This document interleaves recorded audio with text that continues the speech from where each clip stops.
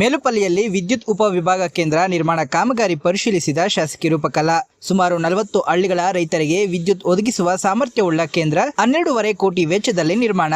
KGF ತಾಲೂಕಿನ ಶ್ರೀನಿವಾಸಸಂದ್ರ ಗ್ರಾಮ ಪಂಚಾಯಿತಿ ವ್ಯಾಪ್ತಿಯ ಮೇಲುಪಲ್ಲಿ ಗ್ರಾಮದಲ್ಲಿ ನೂತನವಾಗಿ ನಿರ್ಮಾಣವಾಗುತ್ತಿರುವ ವಿದ್ಯುತ್ ಉಪವಿಭಾಗ ಕೇಂದ್ರದ ಕಾಮಗಾರಿಯನ್ನ ಶಾಸಕಿ ರೂಪಕಲಾ ಶಶಿಧರ್ ಅವರು ಇಂದು ಭೇಟಿ ನೀಡಿ ಪರಿಶೀಲಿಸಿದರು. ಸುಮಾರು 12.5 ಕೋಟಿ ವೆಚ್ಚದಲ್ಲಿ ಬೃಹತ್ ವಿದ್ಯುತ್ ಕೇಂದ್ರವನ್ನ ನಿರ್ಮಾಣ ಮಾಡಲಾಗುತ್ತಿದ್ದು, ಈ ಕೇಂದ್ರವು ಕಾರ್ಯಾರಂಭ ಮಾಡುವುದರಿಂದ ಈ ಭಾಗದ ಸುಮಾರು 40 ಹಳ್ಳಿಗಳ ರೈತರಿಗೆ ಮತ್ತು ಸಾರ್ವಜನಿಕರಿಗೆ ಅನುಕೂಲವಾಗಲಿದೆ. ಕಾಮಗಾರಿ ನಡೆಯುತ್ತಿರುವ ಸ್ಥಳಕ್ಕೆ ಭೇಟಿ ನೀಡಿದ ಶಾಸಕರು ಕಾಮಗಾರಿ ಪ್ರಗತಿ ಪರಿಶೀಲನೆ ನಡೆಸಿ ಕಾಮಗಾರಿಯನ್ನ ನಿಗದಿತ ಕಾಲಮಿತಿಯೊಳಗೆ ಪೂರ್ಣಗೊಳಿಸಿ ಸಾರ್ವಜನಿಕರ ಮತ್ತು ರೈತರ ಬಳಕೆಗೆ ಮುಕ್ತಗೊಳಿಸಬೇಕೆಂದು ಅಧಿಕಾರಿಗಳು ಮತ್ತು ಗುತ್ತಿಗೆದಾರರಿಗೆ ಸೂಚಿಸಿದರು. ಈ ವೇಳೆ ಮಾತನಾಡಿದ ಅವರು, ಸುಮಾರು 40 ಹಳ್ಳಿಗಳ ಕೃಷಿ ಚಟುವಟಿಕೆಗಳಿಗೆ ಪೂರಕವಾಗುವಂತೆ ರೈತರ ಪಂಪ್ಸೆಟ್ಗಳಿಗೆ ಗುಣಮಟ್ಟದ ಮತ್ತು ನಿರಂತರ ವಿದ್ಯುತ್ ಪೂರೈಕೆ ಮಾಡುವುದು ಹಾಗೂ ಈ ಭಾಗದ ವಿದ್ಯುತ್ ಲೋಡ್ ಸಮಸ್ಯೆಯನ್ನ ನೀಗಿಸುವ ಮುಖ್ಯ ಉದ್ದೇಶದಿಂದ ಸುಮಾರು 12.5 ಕೋಟಿ ವೆಚ್ಚದಲ್ಲಿ ವಿದ್ಯುತ್ ಉಪವಿಭಾಗ ಕೇಂದ್ರ ನಿರ್ಮಾಣ ಮಾಡಲಾಗುತ್ತಿದೆ. ಶೀಘ್ರದಲ್ಲೇ ಕೇಂದ್ರ ಲೋಕಾರ್ಪಣೆಗೊಳ್ಳಲಿದ್ದು ವಿದ್ಯುತ್ ವ್ಯತ್ಯಯದ ಸಮಸ್ಯೆಗೆ ಶಾಶ್ವತ ಪರಿಹಾರ ಸಿಗಲಿದೆ ಎಂದರು. ಈ ಸಂದರ್ಭದಲ್ಲಿ ಮಾಜಿ ಅಧ್ಯಕ್ಷರು ಗೀತಕಲಾ ವೆಂಕಟೇಶ್, ಎನ್ಟಿಆರ್ ಶ್ರೀನಿವಾಸ ರೆಡ್ಡಿ, ಪಿಡಿಒ ಎಜಾಜ್ ಪಾಷಾ, ಕಾರ್ಯದರ್ಶಿ ವಿಜಯ್ ಕುಮಾರ್, ಮಾಜಿ ಉಪಾಧ್ಯಕ್ಷರು ಭಾರತಿ ಷಣ್ಮುಗಂ, ಕೆಇಬಿ ಇಲಾಖೆಯ ಡಬ್ಲ್ಇ ಸತೀಶ್, ಲತಾ,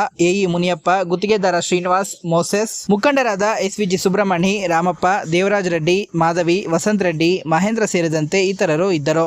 ಕೆಜಿಎಫ್ ಕ್ಷೇತ್ರದ ನಮ್ಮ ಶಾಸಕರು ರೂಪಕಲಾ ಶಶಿಧರ್ ಅವರು ನಮ್ಮ ಶ್ರೀನಿವಾಸಸಂದ್ರ ಪಂಚಾಯತಿಗೆ ಬಂದು ಈ ಸಬ್ಸ್ಟೇಷನ್ನು ಯಾವ ಮಟ್ಟಕ್ಕೆ ಬಂದಿದೆ ಅಂತ ಹೇಳ್ಬಿಟ್ಟು ಇವತ್ತು ನೋಡೋಕೆ ಬಂದಿದ್ದಾರೆ. ಇದು ಸುಮಾರು ವರ್ಷಗಳಿಂದ ನಮಗೆ ಒಂದು ಇದಿತ್ತು, ಸಬ್ಸ್ಟೇಷನ್ ಆಗಬೇಕು. ಈ ಕಡೆ ರೈತರಿಗೆ ತುಂಬ ಅನಾನುಕೂಲ ಆಗಿದೆ. ಅದರಿಂದ ತುಂಬ ನಮಗೆ ಇಲ್ಲಿ ಒಂದು ಕರೆಂಟ್ ಒಂದು 4 ಅವರ್ ಇದ್ರೂ ಒಬ್ಬರು ಇದಾಗಲ್ಲ, ತೊಂದರೆ ಆಗ್ತಾಯಿದೆ ಅಂತ ಹೇಳ್ಬಿಟ್ಟು ನಾವೆಲ್ಲ ಸುಮಾರು ದಿನಗಳಿಂದ ಹೋಗಿ ಮೇಡಮ್ ಅವ್ರಿಗೆ ಹೇಳಿ ಈಗ ಈ ಕ್ಷೇತ್ರದಲ್ಲಿ ಶ್ರೀನಿವಾಸಸಂದ್ರ ಪಂಚಾಯತಿನಲ್ಲಿ ಯಾವುದಾದ್ರೂ ಒಂದು ಸಬ್ಸ್ಟೇಷನ್ ಆಗಬೇಕು. ಕ್ಯಾಸಂಬಲ್ಲಿ ಇರೋದ್ರಿಂದ ಆ ಕಡೆ ಅನುಕೂಲ ಆಗಿದೆ, ನಮ್ಗೆ ತುಂಬ ಅನಾನುಕೂಲ ಆಗಿದೆ. ಯಾವುದೇ ಕಾರಣಕ್ಕೂ 1 ಅವರ್ 2 ಅವರ್ ಎತ್ತಕ್ಕೂ ಮೋಟ್ರ್ ಆಗ್ತಾ ಇಲ್ಲ, ಒಳ್ಳೆ ಬೆಳೆಗಳೆಲ್ಲ ಒಣಗೋಗ್ತಾ ಇದೆ ಅಂತ ಹೇಳ್ಬಿಟ್ಟು ನಾವು ಸುಮಾರು ವರ್ಷಗಳಿಂದ ಮೇಡಮ್ ಬಂದಾಗಿಂದ ನಾವು ಫೋರ್ಸ್ ಮಾಡಿ ಈ ಕ್ಷೇತ್ರದಲ್ಲಿ ಶ್ರೀನಿವಾಸಸಂದ್ರ ಪಂಚಾಯತಿ ಇದರಲ್ಲೇ ನಮಗೊಂದು ಸಬ್ಸ್ಟೇಷನ್ ಆಗಬೇಕು ಅಂತ ಹೇಳ್ಬಿಟ್ಟು ಹೇಳಿ ನಮ್ಮ ಮೇಡಮ್ ಅವರು ಮನಸ್ಸು ಮಾಡಿದ್ದಕ್ಕೆ ಇವತ್ತು ಒಂದು ಸಬ್ಸ್ಟೇಷನ್ ಆಗಿದೆ. ಇದು ಇನ್ನೊಂದು 6 ತಿಂಗಳಲ್ಲಿ ಕಂಪ್ಲೀಟ್ ಮಾಡ್ತೀನಿ ಅಂತ ಹೇಳ್ತಾ ಇದ್ದಾರೆ. ನಮ್ಮ ಮೇಡಮ್ಗೆ ನಮ್ಮೆಲ್ಲರ ನಮ್ಮ ವಿಲೇಜ್ ಮುಖಾಂತರ ನಮ್ಮ ಶ್ರೀನಿವಾಸಸಂದ್ರ ಪಂಚಾಯತ್ ಸುತ್ತಮುತ್ತಲು ವಿಲೇಜ್ ಕಡೆಯವರಿಂದ ಧನ್ಯವಾದಗಳು ಹೇಳಕ್ಕೆ ಇಷ್ಟಪಡ್ತೀನಿ. 6 kV ಸಬ್ಸ್ಟೇಷನ್ಗೆ ಈ ಭಾಗದ ರೈತರು 8-10 ವರ್ಷದ ಹಿಂದೆನೆ ಕೂಡ ಪ್ರಸ್ತಾವನೆ ಇಟ್ಟಿರ್ತಾರೆ.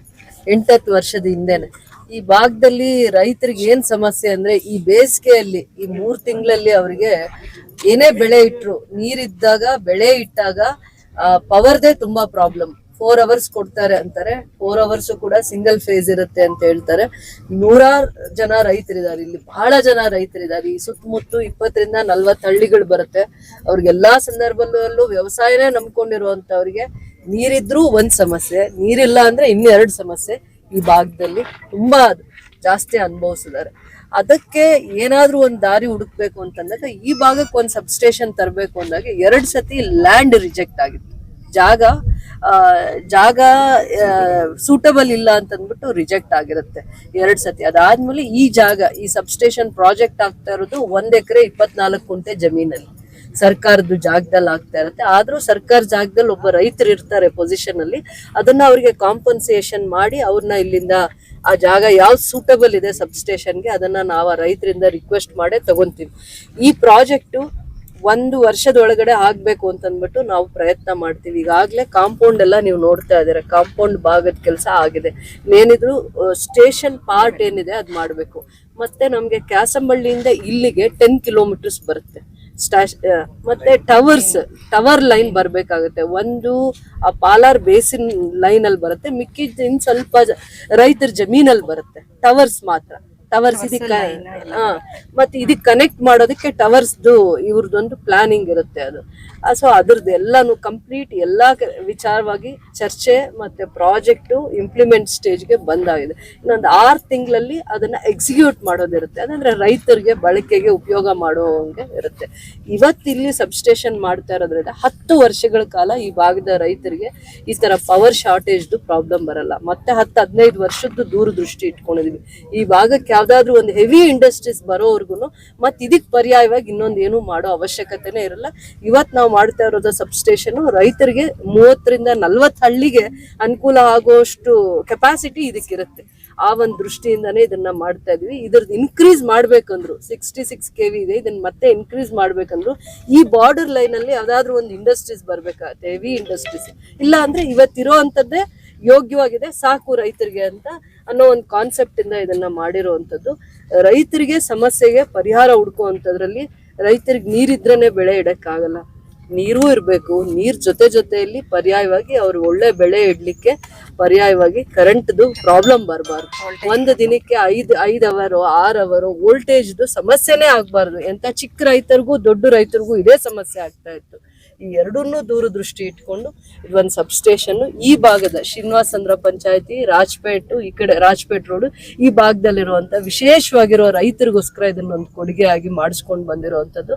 ನಮ್ಮ ಸರ್ಕಾರದಲ್ಲಿ ಮಂತ್ರಿಗಳು ಜಾರ್ಜ್ ಸರ್ ಸ್ವಲ್ಪ ರೈತರ ಪರವಾಗಿ ಕಳಕಳಿಯಿಂದ ನಮ್ಮೆಲ್ಲಾ ಪ್ರಾಜೆಕ್ಟ್ಸ್ ಮಾಡೋ ಅಂತದ್ರಲ್ಲಿ ಫಸ್ಟ್ಗೆ ಆದ್ಯತೆ ಮೇಲೆ ಬೆಂಡವಾರ ಸಬ್ಸ್ಟೇಷನ್ಗೆ ಆದ್ಯತೆ ಕೊಟ್ಟಿದ್ದಾರೆ. ಅದಾದ್ಮೇಲೆ ಇನ್ನೊಂದು 10 acres ಅಲ್ಲಿ ಪ್ರಾಜೆಕ್ಟ್ ಕೊಟ್ಟಿದ್ದಾರೆ.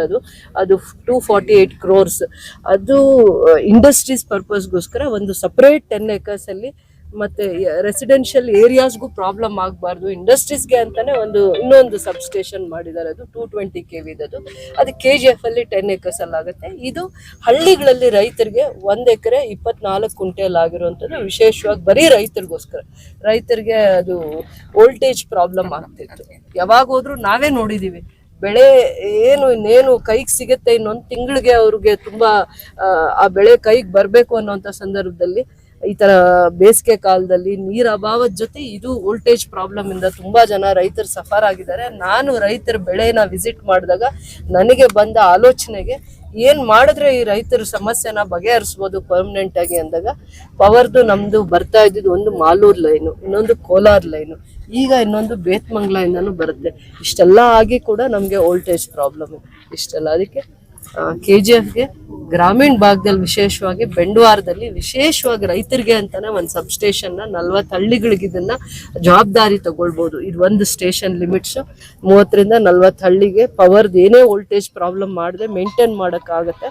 ಸೊ ಅವನ್ನ ಕಾಂಟ್ರಾಕ್ಟ್ ಮಾಡೋ ಅಂತವ್ರು ಬಂದಿದ್ದಾರೆ, 2 ಕಾಂಟ್ರಾಕ್ಟರ್ಸ್ ಇದ್ದಾರೆ. ಶ್ರೀನಿವಾಸ್ ಅಂತ ಅವರೊಂದು 5-6 ತಿಂಗಳಲ್ಲಿ ಇದು ಪ್ರಾಜೆಕ್ಟ್ ಕಂಪ್ಲೀಟ್ ಮಾಡಿ ಹ್ಯಾಂಡ್ ಓವರ್ ಮಾಡ್ತೀವಿ ಡಿಪಾರ್ಟ್ಮೆಂಟ್ಗೆ ಅಂತ ಬಂದಿದ್ದಾರೆ. ಪ್ರಾಜೆಕ್ಟ್ ವಿಸಿಟ್ ಮಾಡಕ್ ಬಂದಿದ್ವಿ. ಇನ್ನೊಂದು ಸ್ಟೇಜ್ 10 kilometers ಅಲ್ಲಿ ಟವರ್ಸ್ ಬರೋ ಅಂತದ್ದು ಇರುತ್ತೆ. ಅದು DC ಹಂತದಲ್ಲಿ ಒಂದು ಚಿಕ್ಕ ಕ್ಲಾರಿಫಿಕೇಶನ್ಸ್ ಕೇಳ್ತಾ ಇದ್ದಾರೆ DDLR ಹತ್ರ. ಅದನ್ನು ನಾನು ನೆಕ್ಸ್ಟ್ ವಾರದಲ್ಲಿ ಕುತ್ಕೊಂಡು ಇವ್ರದ್ದು ಏನೇ ಇದ್ರು ಕೂಡ ಆ ಸಮಸ್ಯೆಗಳನ್ನ ಬಗೆಹರಿಸ್ತೀನಿ. ಇದು ರೈತರ ಹಿತದೃಷ್ಟಿಯಿಂದ ಮಾಡಿರುವಂತ ಒಂದು ಸಂಕಲ್ಪ. ಅದಕ್ಕೆ ಯಾವುದೇ ಒಂದು ವಿಘ್ನ ಆತಂಕ ಬರದೇ ಇರೋಂಗೆ ಇದನ್ನ ಬಗೆಹರಿಸ್ಕೊಂಡು crores ಅಲ್ಲಿ 12.5 crores ಅಲ್ಲಿ ಆಗ್ತಾ ಇದೆ ಇದು ಸಬ್ಸ್ಟೇಷನ್. ಇದೊಂದು 30-40 ಹಳ್ಳಿಗೆ ವೋಲ್ಟೇಜ್ ಪ್ರಾಬ್ಲಮ್ಸ್ ನ ಕಂಟ್ರೋಲ್ ಮಾಡೋ ಕೆಪಾಸಿಟಿ ಇದಕ್ಕಿರುತ್ತೆ. ಸೊ ಈಗೆಲ್ಲ ನಮ್ಗೆ ಮಾಲೂರ್ ಲೈನ್ ಇಂದ ಕೋಲಾರಿಂದ ಒಂದು ನಮ್ ಬೇತ್ಮಂಗ್ಲ ಈ ಲೋಡ್ ತಡ್ಕೊಳಕ್ಕಾಗದೆ ಒಂದೊಂದ್ಸತಿ ವೋಲ್ಟೇಜ್ ಪ್ರಾಬ್ಲಮ್ಸ್ ಬರ್ತಾ ಇದೆ ರೈತರಿಗೆ. 4 hours 5 hours ಅಷ್ಟೇ ಕೊಡ್ತಾರೆ ಸಮ್ಮರ್ ಅಲ್ಲಿ. ಆ ಪ್ರಾಬ್ಲಮ್ಸ್ ನ ಇದು ಬ್ಯಾಲೆನ್ಸ್ ಮಾಡುತ್ತೆ. ಈ ಭಾಗದ ರೈತರಿಗೆ ಏನೂ ತೊಂದರೆ ಆಗದೆ ನೋಡ್ಕೊಳ್ಳೋ ಅಂತದಕ್ಕೆ ಇದನ್ನ ವಿಶೇಷವಾಗಿ ರೈತರದ್ದು ಹಿತದೃಷ್ಟಿಯಿಂದಾನೇ ಇದನ್ನ ಮಾಡಿದ್ವಿ.